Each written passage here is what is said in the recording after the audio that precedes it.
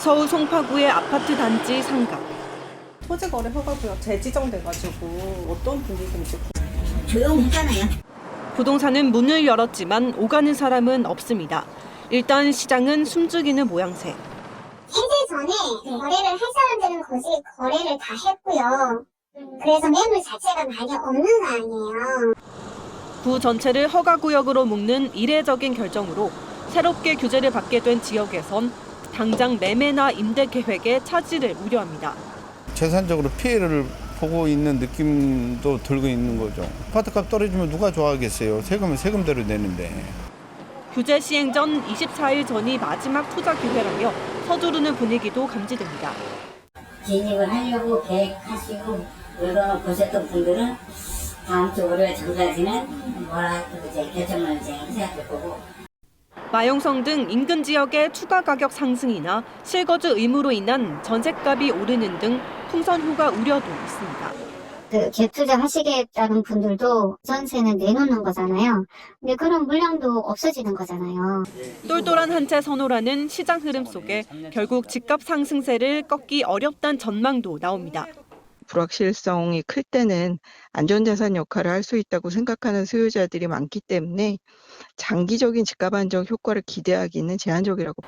시장의 불안감을 규제로 잠재울 수 있을지 장기적인 효과는 미지수입니다. KBS 뉴스 윤아림입니다.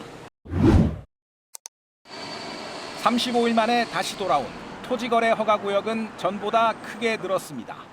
서울시가 지난달 13일 해제한 건 강남과 송파 아파트 단지 291곳. 이번에는 강남 송파는 물론 서초와 용산까지 더해 4개구 아파트 전체를 토지거래 허가구역으로 묶었습니다. 2,200단지 40만 가구가 대상입니다. 비정상적인 서울 아파트 가격 상승세에 결국 오세훈 서울시장이 고개를 숙였습니다. 강남을 중심으로 부동산 시장의 변동성이 커졌다는 지적을 겸허히 받아들입니다. 이로 인해서 심려를 끼쳐드린 점 시민 여러분들께 송구스럽게 생각합니다. 시장 불안 조짐이 뚜렷해 앞으로 집값이 더 오를 수 있다며 4개구에서 갭 투자를 원천 차단하는 초강수를 놓은 겁니다.